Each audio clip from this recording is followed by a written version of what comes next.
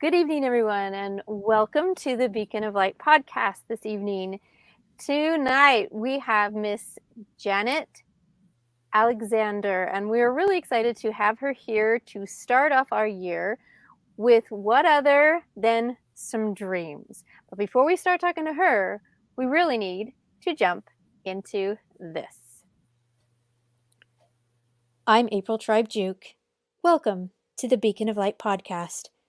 I believe we are all made with light, and light is hope. This podcast brings authors who write stories of hope to all of you.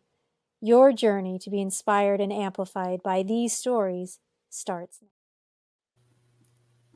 now. And we are back. So welcome, everybody. We are again excited to bring to you Miss Janet Alexander. So hi, hello. So Janet, tell us where you're broadcasting from this evening.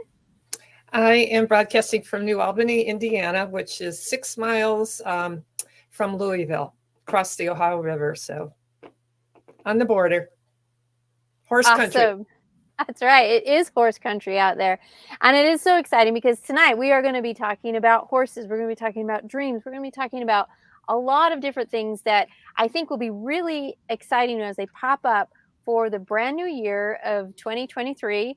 And Janet has been so gracious to offer her wonderful 2 books. You can see them there behind her. The first book is At Home on a Horse in the Woods, and the second one, Braiding Horsehair Bracelets. So really excited to have Janet here. So Janet, why don't you share a little bit about how this whole journey as an author started? It was very mysterious. I was born horse crazy in a big city with no connections to horses or horse people. So I did all the usual things, collected horse statues and read horse library books and, colored horse pictures and so forth and so on. But fortunately, I was born way back in the day when there were Westerns on. So I watched those horses on television. Those were how I really, I guess, kept going with the horse dream. Then as I got older, I had church groups, campfire girls, that kind of thing. We'd go on field trips, and sometimes I would get a horse, experience there that just whet the appetite for me to get my own horse. That didn't happen until after I graduated from college. And I kept him just for a couple of years because I didn't think I was a teacher living with a roommate, didn't own a home or, anything like that. And I didn't think that it was wise to buy a horse when you don't own, your own home. So I went to graduate school and ended up back in teaching in horse country, which was very tempting because there were horses everywhere and my students had horses that still didn't, come to me. Got married. Finally, I was a late bloomer, got married in my 40s. We didn't own our own home. And again, the timing was not good because, again, you don't buy a horse when you don't have your own home. So one day his minister talked to me, and I just let it out how angry I was at God that I had, tried for over 40 years, to get this horse dream, and when it was going to happen. And so she said something. I was going to give it up because it hurt too much, and I felt like God was just dangling this horse here, and I go to grab it, and it would be whisked away, and I was pretty mad. And so I talked to her, and I was surprised. She didn't get red in the face and didn't yell at me for being disrespectful or, anything. She just smiled and said, "Jan," and she asked me a question. You have to read the book to find out what the question she asked me. And immediately it was a whammy, and it changed everything. And within a couple of weeks, I had a horse to ride for free as much as I wanted, and here I thought I had to be rich and, Louisville's full of horse farms, and I had to have, this big farm and a staff to take care of the horses. And, that wasn't the case at all. And this dream is still going on, and I turned 71 tomorrow. So happy birthday! How exciting is that? Oh, wow. It's just Love been that. miracle after miracle after miracle after miracle. I could go on and on, so you better ask a question. Well, I will ask a question. So share with us the concept. I mean, now you're riding a horse for free. So all of the financial blocks or worry or concern have been instantly removed. What did you do on that first ride? A trail ride. And that was good because when I grew up in the city, my experiences were riding in a ring, studying, introductory dressage, and that's very fundamental for riding. I mean, I recommend that every rider, has that introduction. But it wasn't my calling, and I didn't know about trail riding at the time. But I morphed into that and got with I got in with a bunch of women who are really, really competitive endurance riders, and they ride 25-mile competitions, 50-mile or 100-mile in a day competition. And we're talking you ride for hours and hours in the dark and all the weather and everything. One of the two gals that I first ran into, they had, the first one had an older champion that was retired, but he still needed to exercise, for his health. So I was really not given him, but I mean, I was given the opportunity to ride him whenever I wanted. He was a marvelous horse, and that was phenomenal. And I loved the freedom of being alone with the horse. I'm not one that is into competition. I didn't want to do jumping or dressage or, that kind of thing. And even with I had a little experience with endurance riding. The highest level I got to was I did 2 50-mile rides. But it's just so fast. I wanted to slow down and smell the roses and observe nature. I'm a nature nut. And trail riding just does it for me. Just to go out alone, me and my horse. I don't have a coach. That'd be like a 3-way relationship, I think. It's just me and my horse. And it's so spiritual. They are such spiritual animals, and being alone in the quiet with your own thoughts, with no noise, in the beauty of nature is really, really, really, really inspiring. And God and I are on really good terms now because this dream is still going on. And I'm on my 4th horse. The first horse passed away. The second horse I had for 21 years, I owned him, and he just passed away last year. And then immediately a friend offered me her retired champion saddlebred former school horse, and I'm training her to trail, and she's lovely. And I forgot to tell you, my very first horse in college, his name was Geronimo, and he was a horse that I did work on with a teacher, a gal from Denmark, who was a trainer. And so I got my real foundation with him. He was not a trail horse. He was a cart horse, and he paced, and he did not like being ridden. He wanted to rub people off on trees. But when I got him, the trainer, Ulla Peterson, she was training him to trot and on trail. And she trained me, and she trained him together, and we became trail buddies. So that's kind of the story of my 4 babies. Wonderful. That whole dream of the horse really, I think it sets precedence to whatever your dream is. First of all, you have to dream it.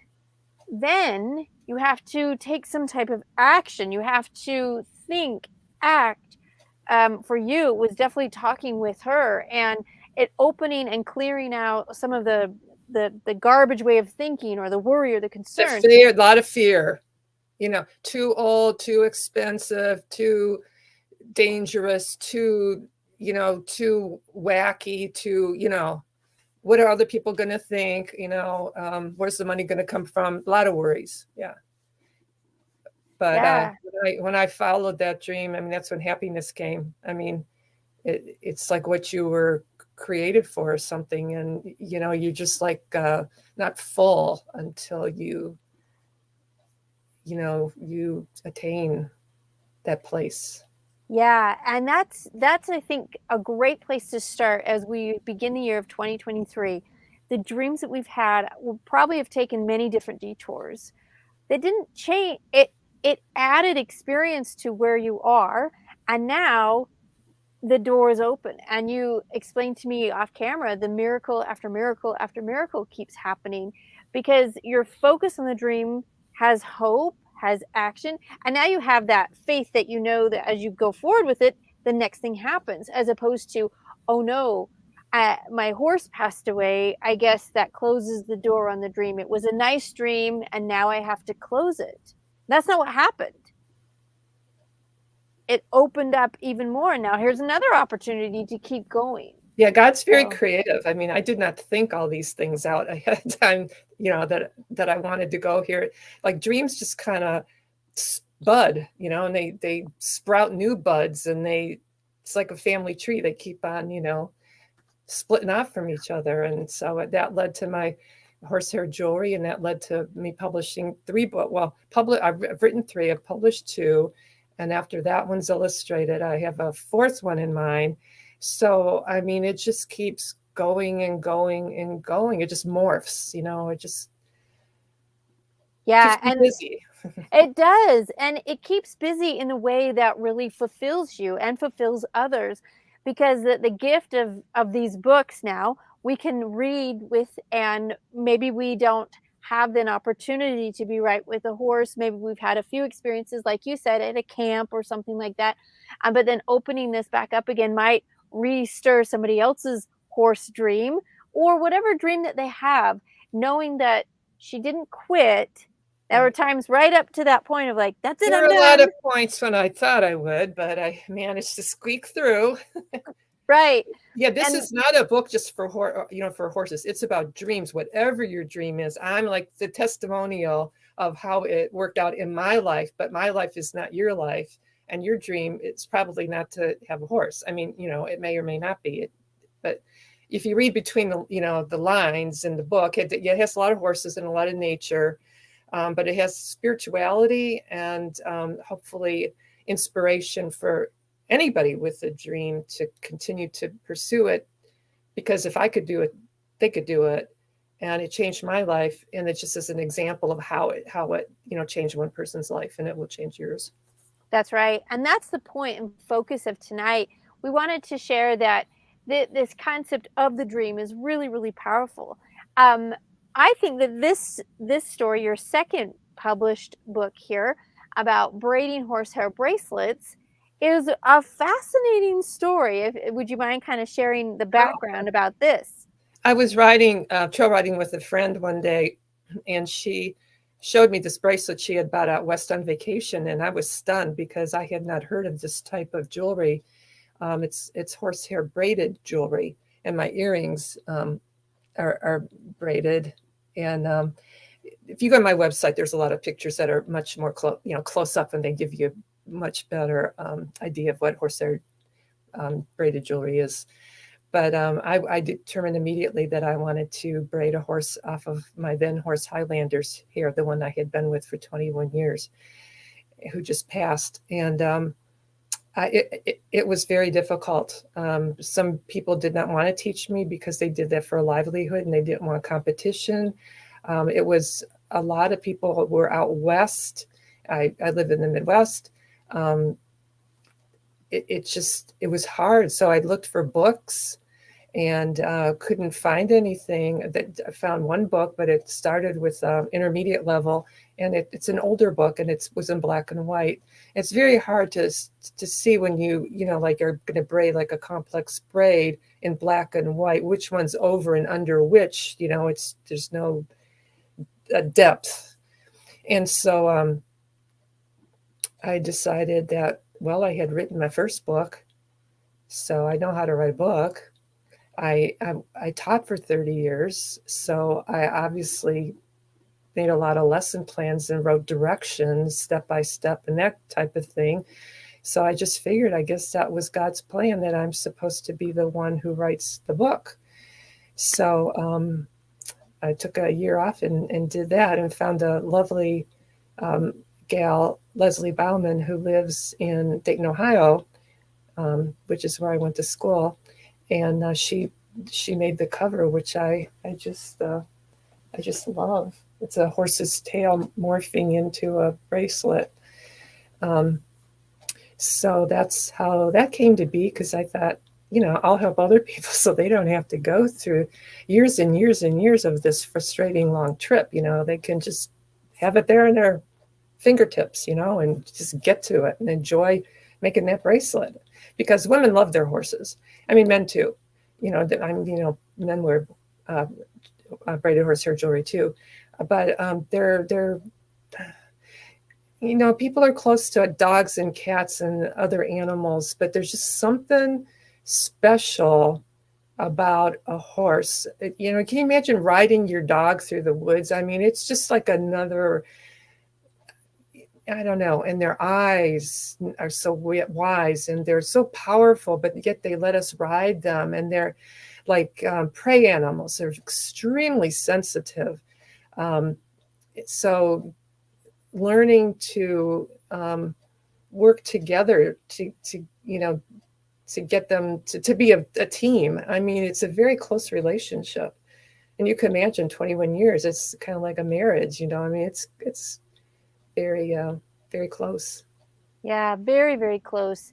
The connection with, I think you nailed some of those pieces. The eyes, the power. If a horse one takes you down, it's gonna. No ifs, ands, or buts about that. It'll just one quick little shimmy and you're gone. Yeah. And I think it's really interesting that, like you said, they give a permission. There's a permission granted, like, okay. And you can't be cocky on a horse. They know. Off you go. Or they'll teach you a quick little lesson. And so it's really interesting to find that relationship, because it's a different level, I will say, of loyalty, because that definitely can happen. But it's a long process of earned trust to go along with this. Right. And I'm not minimizing dog and cat lovers and anything like that. They're a little bit more quicker to come to that, especially a dog, right? And They're we have trying both. to just breathe We have for them. dogs and cats. Yeah. Right. We And love them so too, but they're just different. it's different. It is a different thing. Horses don't crawl in your lap and cuddle, No, but and they do. They're affectionate, but they're yeah, just, their size just gets your attention. that's so true. And Right. it just, they do have a power, and so it's like there's a respect that has to be extended because of that power, because Right. of their wisdom, because of their just sheer strength and mass. And to honor that, I think, like you said, it is a marriage relationship, because one has to bow to the other, and the other has to respect the power in which it's granted, right? Because there are pieces and direction, the bridle, like the saddle, those kinds of things, and they are allowing you to do this. So You not to know, get, oh, go ahead. I have to tell you this, there's a whole new thrilling type of riding or horse training that's getting more and more popular. And it's called Liberty. And there's a gentleman that I met that's a proponent of this. And he traveled cross country last year on two of his horses. He rode them. He stayed at our stable where I ride from the last night in Indiana, and I got a brief meeting with him. And he rode across the bridge into Louisville, down the main road. He rode all the way to Lexington Horse Park, and he doesn't ride or train with saddles or bridles or ropes or anything. His whole thing is to have establish a trust and a bond with the horse so that they trust you. You're clear about what you like from them, and you don't demand too much. You build it. Each horse is individual. Their time with you is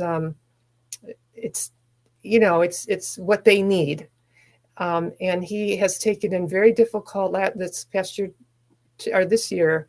I mean, that was 2 years ago. And then the last year, he took in very difficult, like rejected horses from other trainers, and he and his staff, his fiance and his staff, they train those horses that way to be rideable. And it fascinates me. I mean, it fascinates me how the relationship. But, a horse is not a car that you just, sit down and turn a key and, kick them and tell them to go. I mean, it's a whole communication level, a balance, how you use your body, how they feel in their body, a whole mental thing. They're quiet, but it's like a fantasy mystery wonderland. I love it. I love it. There's been a few horse stories that I've read where out west, since that's where I live, a lot of times in these mountains that we have, there are those trails that kind of die off into nowhere or off the cliff or, in some really challenging places. And there's a story about an older gentleman who is always up on his horse Captain, and Captain just kind of knows the trail, and there's never been a worry and a concern. Well, one time, Captain and he were riding, and he knew the way. He knew the way, and it started to snow, and he was just going to go this way. And Captain, the horse, started to say, "We got to go over here." And he, "No, it's this way." And Captain's like, "It's that way." And no. And they kind of had this struggle. So finally, Captain just was like, "All right." So off they went on the way that the man was like determined to go. And they got up to a point, and Captain didn't go any further. And the man jumped off. And as he jumped off, he could hear the rocks tumbling off the cliff. Ooh. And he quickly got back on. And Captain kind of turned his head like, "Can we go home now?"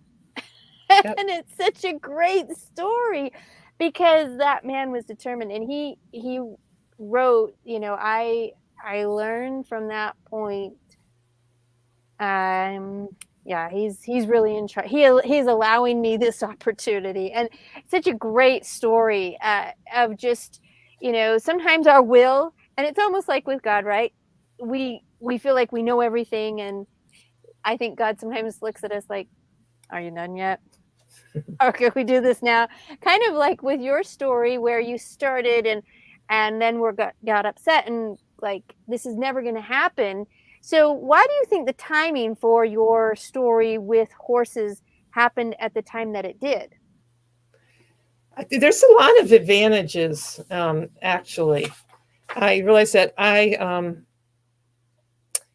would have been, if I would have gotten my wish in childhood, I lived in a city, I would probably be riding in a ring right now, in some kind of sport like jumping or dressage or something. And those are great, but I'm kind of on the wild side. I'm not that I'm fast and crazy, but I like being alone in the woods on a horse in the quiet, observing nature. So like, I'm just drawn to trail riding. And if you're in one of those sports, that they get expensive because you have to go to shows and pay the fees. You have to have a truck, you have to have a trailer, you have to have the costumes. And oftentimes, if you stay with that for life, you have to switch horses. And if you get good, a lot of people will, sell their horse and buy another one they can grow into and keep, working their way up. And I get so attached to mine, I can never sell them. So that's why, Highlander and I were together. He was, sick the last year, especially. But, I didn't have to ride. We could go for walks. We could just hang, we didn't have to ride. So that's just the way I am. And not that, everybody has to be like that, because they're not, but that's just I was led to being in the woods on a horse on trail riding, and I wouldn't have had that probably at that time. It's really important, I think, that you say that, because sometimes if it was granted earlier, you would have never been led, or rarely, or the opportunity to be led into where you're really enjoying. It's like I don't know, God knew your heart and knew your free spirit and knew that trail riding was for you and knew that going around in a circle was going to drive you crazy. And you would probably quit your horse dream after a while or retire from it or just be like, okay, I'm done. And he was like, oh, here you go. And so when we trust in that, eh, uh, then now you have more opportunities that just keep flowing. And that's how dreams work. If we allow the dream to start us off, we put the action work behind it, but allow it to be our guide, even though sometimes it might feel like that the darkness, or it might feel like, oh, I'm coming up to a cliff. No, there's something more that can happen. So when Highlander passed, what did you feel? Did you feel hopeless, or did you feel like things are still going to happen? I don't know how, but I felt relieved that the way he passed was a miracle too. He was in his stall. He wasn't wearing a blanket. He had his last meal. He fell. He lost the ability to stand. The barn manager called me, called the vet. We all met there, within the hour. He was confused, lying on the floor. I knew it was time. There was none of this. I had to pick the day, or I'd be torn in the gray area. It was very black and white. That he was off to heaven, and so the vet put him down. He was in his stall, and the vet said, if we put him, well, before they put him down, they said if we have to get the body out of the stall, and so we can shoot him up with drugs and get him out of the stall, and then he would collapse in the hallway, and then a vehicle could get in to get his body. But the barn manager he's such a lovely man. He said, no, we're not putting this horse through that trauma of doing that to him. I will remove the front of the stall so that we can get him out and put it back up. And I just was blessed with, and he he's not always there. He has all these horses, and there's all these pastures, and he's out doing jobs, and he just happened to be there when Highlander fell. It was another huge miracle. Wonderful. So that's that. But then, I did wonder, okay, I'm in my 70s, is this it? I don't want it to be it, but, will it be it? And a friend stepped up that has a lovely horse that she no longer rides, and she wants ridden because, again, it's a health thing. It's like people have to walk. You don't just sit in the chair all day. You have to get exercise. And so she offered me her horse to ride for free. And she's a trainer. And so if I go out in the woods, this even gets better. If I go out in the woods, for example, and because it's new, this horse was ring trained, and I only have very little ring training. The horse had never been out in the woods. And so I had a girlfriend come with me who has trained her 2 trail horses for safety. I had her come with me to help, just observe how the whole thing went, if it, support me through it. And, Dancer got out there, and it was just like, she looked at everything. She'd take a step and look, and take a step and look, and a stream appeared, and she's there like, what's that? She didn't want to put her foot in the water, so she had some, like, for example, a couple issues with stepping over logs that had fallen over the path. And I would tell her owner, Jane, again, I write a story every time I ride. And so Jane feels like she's there with me. She's happy that her horse has this experience, and she can share in it through my stories, which is very sweet. Anyway, she goes and gets a PVC pipe, and she has the barn manager saw it in pieces, and she lays them out different distances from each other. And she practices walking her horse over these obstacles without any of the hooves touching the pipe, throughout the step through. And, it's just, if I have any issues, and I've had very few with her, and they're not like rebellion, they're just like, this is new to me. What am I supposed to do here? And I'm not the trainer.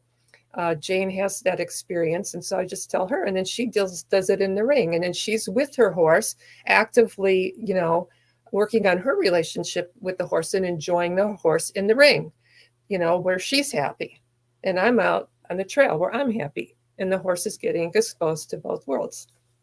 Wow, what a great experience for both. And that's just how dreams are. The planning of how to get there, it is never really the way that we always think. But if we don't take some action within a plan, we know nothing's going to happen. So with this, and I love how you share the story, because both exposures for the horse, he's getting, both ideas, both concepts. And I'm sure that brain of his, it's like, wow, wait a minute. So when I'm in this area, it's like this. Oh, that was that practice. Oh, now now I'm out here. And so what a great opportunity. I think, some freedom because of some new experiences for that horse as well. So maybe his heart's also being filled. So see, even the dream, I don't know if we can interview the horse exactly, but if he's enjoying and She gets wondering, double the treats, double the love. double and double. So that's fantastic. Well, thank you so much, Jan, for sharing with us this whole concept. And so we want to, encourage you all to go out there and to get her 2 books, Braiding Horsehair Bracelets, as well as At Home on a Horse in the Woods. And they're all available at Amazon and through her website. And Jan, you also have a Facebook group. Is that correct? Yes, it's called Horse Human Triad, and Horse Human Spirit, Triad. There are 3 ladies, Linnea Hahn and Nancy Gersing, and I think I messed up her name. I'm freaking out here. What's Nancy's last name? Gerson. Nancy Gerson. G-R-S-O-N. Yes. I just had a senior moment there. Sorry, Nancy. But we all are we are horse people that see the spiritual aspect of the relationship with us, and we're fascinated by that. And so we are sharing our stories, and we will be listing books from other authors, and letting our members recommend which ones have touched, their hearts, so that we can kind of just explore, this horse-human spiritual relationship a little bit, deeper, because we all kind of think we're crazy, but there are a whole lot of crazies, out there with this idea or this experience. And I did want to say, for me, just one last parting word is that I thought I had to do everything. I had to come up with the idea, the execution, plan ahead, be prepared, and it was when I got out of myself and I started trusting in God. First, how mad I was, and I was not trusting of God. But once I got over that, as I've said, miracles just keep on happening that are just amaze me, never cease to amaze me. So you develop a trust in a guide, and your guide will lead you. You don't have to know everything, and other people like you will come into my life and help me along. That's right. That's right. And I think that's what makes life so amazing. So put your dream out there, start with some actions, the right people, the right timing, and the relationship connections will happen. And so trust it. And that's really what we have to say about dreams. So we hope you set forth yours. And thank you, Janet, for everything that you shared with us this evening. And thanks, everybody. Make sure that you watch this. And if you are coming back to watch the replay, go ahead and put down that hashtag. And thank you for all who were here and participated. We appreciate it. We'll talk soon. Bye-bye, everybody. Thanks, everybody.